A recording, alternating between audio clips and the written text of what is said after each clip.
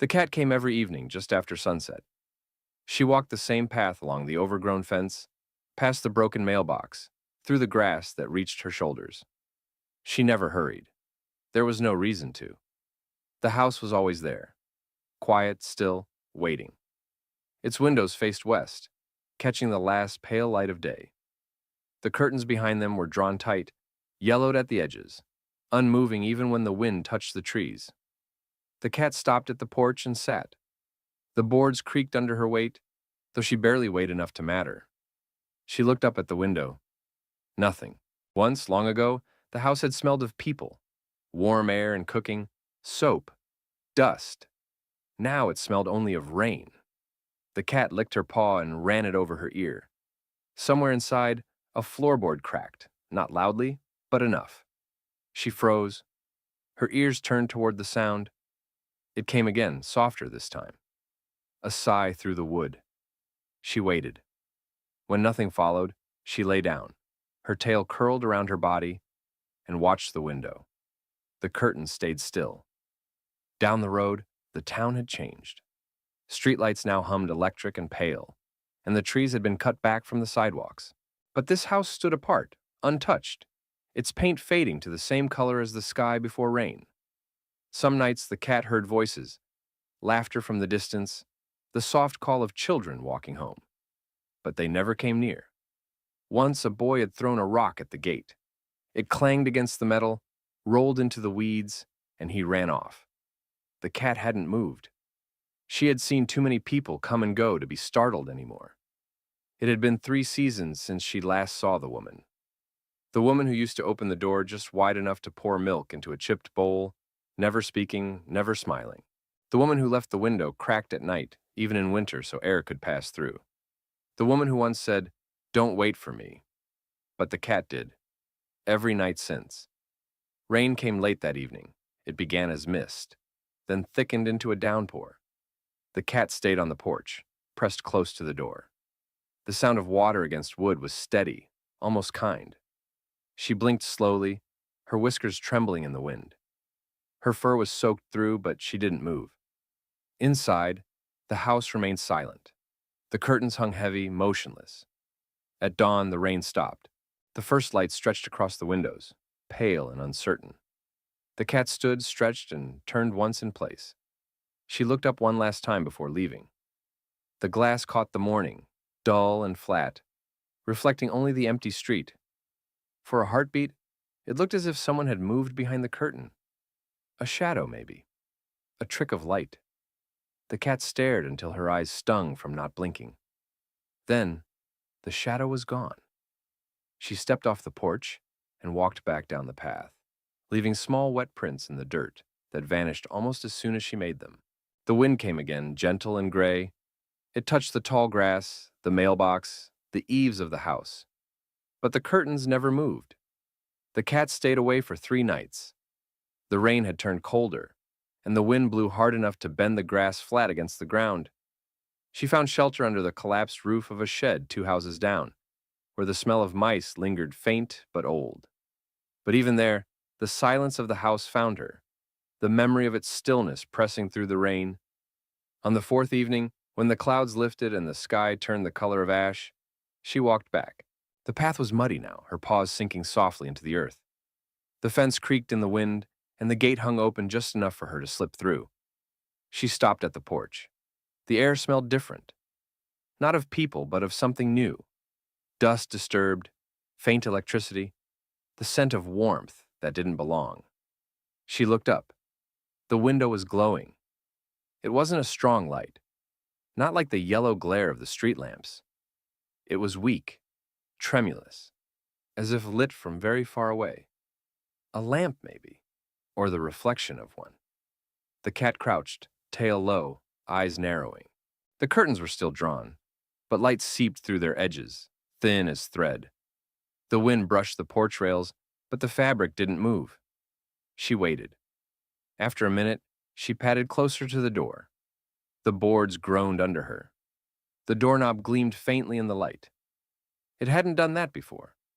She pressed her nose against the crack near the bottom. The wood was cold, colder than it should have been. Inside, something shifted. Not footsteps, not voices, just the sound of air moving, as if the house had remembered to breathe. She stepped back and looked again at the window. For a heartbeat, she thought she saw something. A shape, faint and soft, move behind the curtain. A trick of the glow, perhaps. Or not. Her ears twitched. Her tail flicked once. Then, quietly, she jumped onto the windowsill. The paint peeled under her claws, but she held steady. The glass was fogged from the inside. She leaned close, her breath forming a small circle of clear space. Beyond it, she saw nothing but a blur of shadow and gold light. The faint outline of furniture, the shape of a chair. No movement, no sound. But the light didn't flicker. It stayed, steady and patient. The cat stayed there until the cold crept through her paws. Then she dropped silently back to the porch, tail brushing the boards. She looked up one last time. The light was still there. Then, slowly, it dimmed. Not all at once, as if someone turned it down, carefully, deliberately, until there was only darkness again. She left the porch and walked back to the fence, pausing once to look over her shoulder. The house looked the same as it always had, gray, still, asleep. But she could still smell the warmth. The air above the roof shimmered faintly, like heat over summer asphalt. She sat by the fence for a while, watching the sky. Then she slipped back into the tall grass, disappearing in silence. Behind her, the light blinked once in the window, so faint that only something watching for it could have noticed. The curtains didn't move, but something behind them had started to listen. By the next morning, frost had crept over the grass.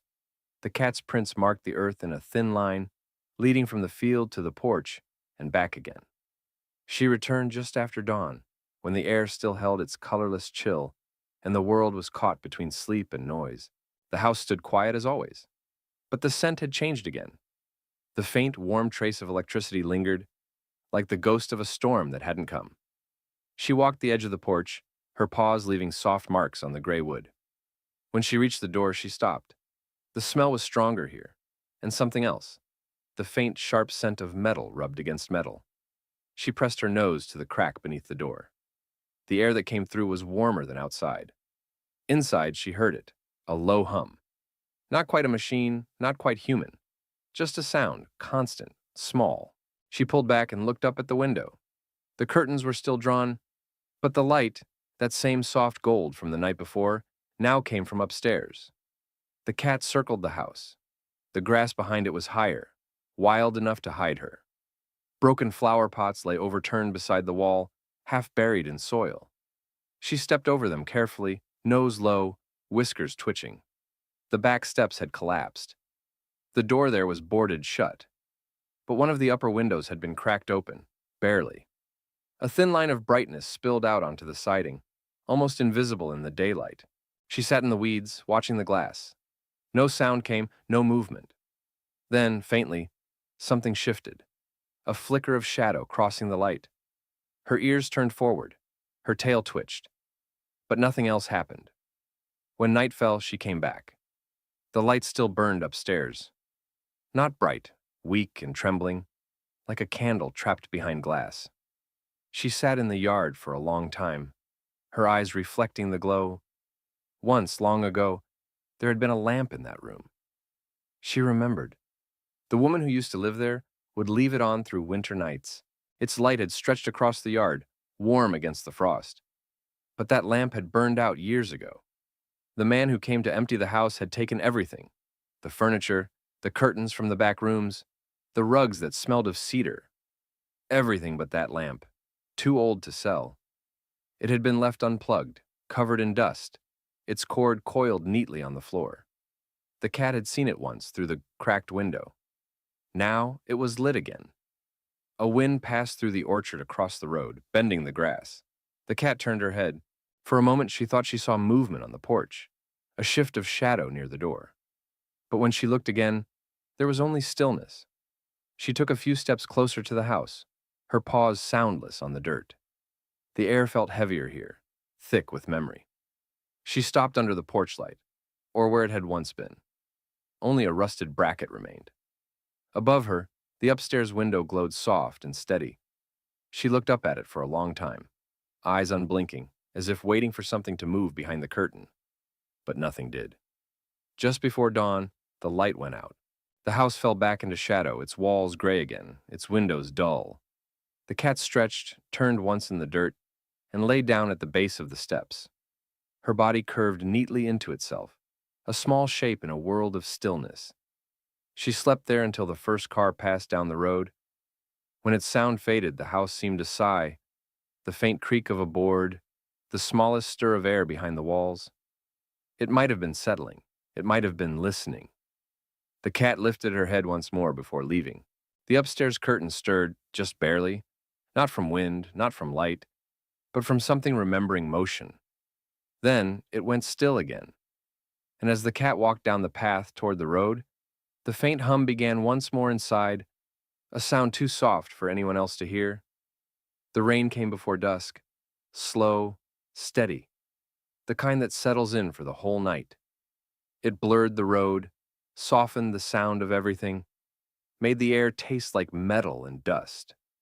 The cat appeared as she always did, stepping out from the hedge and across the slick grass. Her fur clung to her sides, heavy with water. She didn't shake it off. The house waited at the end of the path, pale and quiet through the rain. The windows were dark. The curtains didn't move, at least not yet. She climbed the porch steps, each one groaning beneath her weight. The sound of rain drummed softly against the boards above. When she reached the top, she stopped. The door was open. Not wide, just an inch, maybe less. Enough for the edge of darkness to breathe through the gap.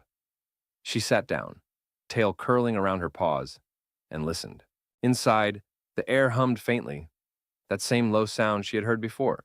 Deeper now, steady, like something awake but patient. A smell drifted out. Warm, sweet, familiar. Milk. The cat tilted her head. She hadn't smelled it in months. Not since the woman, the quiet one, with soft hands and slow steps, had vanished behind that same door. She took one cautious step forward. The floor inside looked the same. Warped wood, a rug faded to gray. But something had changed. The air moved differently, like the whole house was breathing again. She stepped through. Inside, it was dim. The light came from upstairs, a pale gold spilling down the wall. The smell of milk hung thick, mixed with dust and rain. She walked carefully, her paws making no sound. Her reflection blinked faintly in the puddles that had gathered near the threshold. The furniture was gone, the walls bare, but the air felt lived in, like someone had just walked through. The hum grew louder as she climbed the first step of the staircase. At the top, the glow from the upstairs room pulsed softly, not the sharp flicker of a bulb, but the kind of light that seems to come from memory. She paused halfway, ears forward. The sound changed, a soft creak, like weight shifting on a floorboard. Then silence again. When she reached the landing, she could see the open doorway.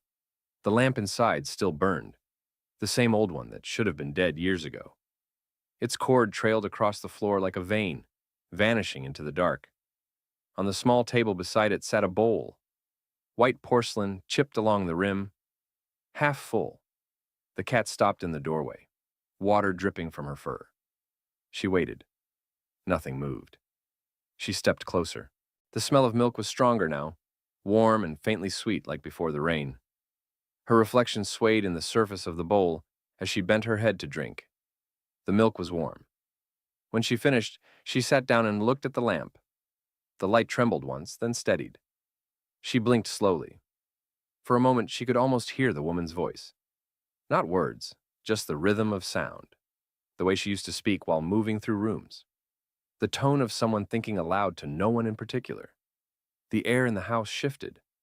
Downstairs, the door creaked again, pushed wider by the wind.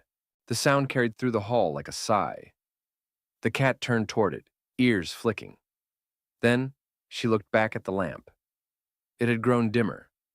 The hum faded. The smell of milk began to thin. When the light finally went out, the room didn't go dark. It went quiet. The kind of quiet that belongs to places where something has finished leaving. The cat stood, turned once in the doorway, and padded back down the stairs. At the bottom, the door was open wide now. Rain blew in, washing the dust from the threshold. She stepped out into it, blinking against the water. Behind her, the house stood still. The lamp didn't flicker again. The bowl was empty. But for a while, the scent of milk lingered in the air, and in the reflection of a window upstairs, a curtain moved for the first time in years. Morning came gray and silent. The rain had stopped sometime before dawn, leaving the street washed clean and colorless. The air smelled of wet stone and something faintly metallic, the kind of stillness that follows after everything has moved. The cat returned along the same path, paws sinking softly into the damp soil. Drops of water clung to the tall grass and brushed her fur as she passed. When she reached the house, it looked almost ordinary again. No light in the windows, no sound behind the walls. The front door was closed, but something was different. The porch was dry, the dust on the step gone, and the curtain in the upstairs window was open. She stopped at the gate, watching the pale rectangle of exposed glass. The window faced the road, the same one that had always been hidden behind yellowed cloth. Now, sunlight pooled against it, pale and thin. The glass was clean, not wiped by rain, polished. She walked forward, each step careful, almost reverent. The wood of the porch no longer groaned beneath her weight. It was as if the house was waiting. The smell of milk had faded, but another scent lingered. Faint soap, maybe. Warm air, too, the kind that holds the memory of someone just having left. She climbed to the windowsill, claws scratching lightly on the paint. Inside, dust floated in slow spirals through the light. The room was empty except for the lamp, the bowl, and the faint mark of something pressed into the dust on the table. A handprint. Next to it, the faint outline of a paw. She blinked, slow, unsure what she was seeing. The sun shifted and both prints shimmered in the light before fading into the brightness. The air in the room trembled, disturbed by nothing visible. The curtain moved, just slightly, just enough to prove it could. It lifted once, folded inward, and then stilled. The cat sat back on the sill and looked toward the door below. It stood open again, but this time there was no sound, no hum, no warmth spilling out. Only still air. She turned her gaze back to the window where the prints had been. Now, in the dust, there was only one. Hers. A small, perfect paw print pressed against the smooth surface of the wood, warmed by sunlight. She lowered herself onto the sill, curling her tail neatly around her body. The warmth soaked into her fur. For the first time in months, she closed her eyes there, not waiting, not watching, just resting. The house didn't move. It didn't sigh or hum. But it felt awake, as though some part of it had finally remembered how to be alive. Not through people, but through quiet, through return, through the patience of something that stayed. When the evening came, the cat rose and stretched. The light had begun to fade again, golden at first, then gray. She looked once more through the open window. The lamp was dark, but its shape still glowed faintly, as if holding on to the memory of its own light. She blinked once, slow, then stepped off the sill and disappeared into the grass. Behind her, the curtain moved again, just enough to shift the light. It wasn't wind. It was the house breathing, quietly, gently, for the first time in years.